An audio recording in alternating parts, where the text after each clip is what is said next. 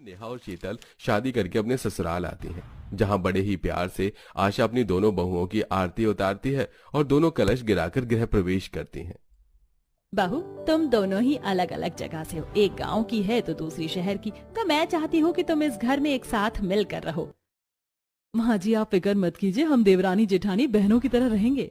ये तो बहुत अच्छी बात है। चलिए भाभी, मैं आप दोनों को आपके कमरे तक छोड़ देती हूँ। अगले ही दिन दोनों बहुओं की पहली रसोई होती है, इसलिए वो दोनों सुबह जल्दी उठकर रसोई में जाती हैं, जहां काजल अपनी भाभियों को खाने में क्या बनाना है वो बताती है। भाभी, आप दोनों खाने में बिल्कुल देसी खाना बनाना, जैसे पुलाव, नमकीन चावल, दाल मखनी, पनीर, छोले चाप, पराठे, रायता और खीर। हे भगवान, मुझे अपनी पहली रसोई में ये सब बनाना होगा। कितना ऑयली होगा, तो फिर मैं खाऊंगी क्या? काजल, मुझे ये सब बनाना आता है। अब तुम देखना अपनी दोनों भाभियों का कमाल। काजल अपनी भाभियों को सब कुछ अच्छे से समझाकर चली जाती हैं। अब शीतल और नेहा मिलकर कुछ देर में पूरा परिवार डाइनिंग टेबल पर खाने के लिए आता है और खाने की खुशबू से ही दिवाकर और सोनू खाने की तारीफ करने लगते हैं। खाने की खुशबू ही इतनी अच्छी है, खाना खाने में कितना अच्छा होगा। खाने की ना सिर्फ खुशबू अच्छी है, बल्कि खाना भी बहुत स्वादिष्ट बना है। बहू, तुम दोनों भी हमारे साथ बैठकर खा लो। हमारे घर में पूरा परिवार एक साथ खाता है। माँ जी, मैं आप लोगों के साथ कैसे बैठकर खा सकती हूँ? आप सब लोग खा लीजिए, मैं बाद में खाऊंगी।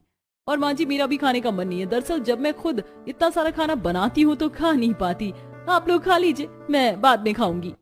दोनों ही बहू अपने परिवार के साथ खाने से मना कर देती हैं, इसलिए घर वाले भी घर वाले खाना खाकर वहां से चले जाते हैं और शीतल सारा खाना प्लेट में भरकर लाती है और नेहा से कहती है, मुझे तो बहुत जोरों की भूख लग रही है।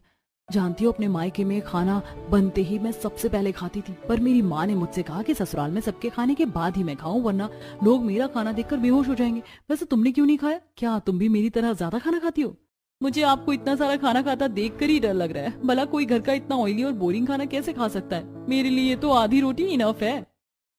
कुछ खाती नहीं हो?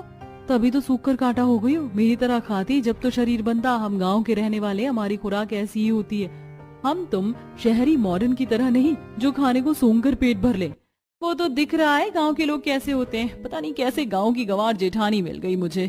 खुद ने आज तक बाहर का कुछ खाया नहीं है ना, इसीलिए कुछ पता नहीं है।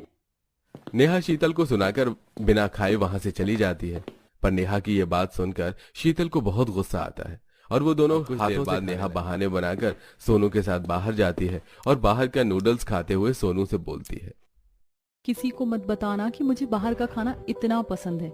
माँ ने मना किया था, पर जब तक मैं बाहर का खाना ना खा लूं मेरा पेट ही नहीं भरता। कोई बात नहीं, मैं तुम्हारा पति हूँ, मुझे तो सच बता ही सकती हो, पर बाहर का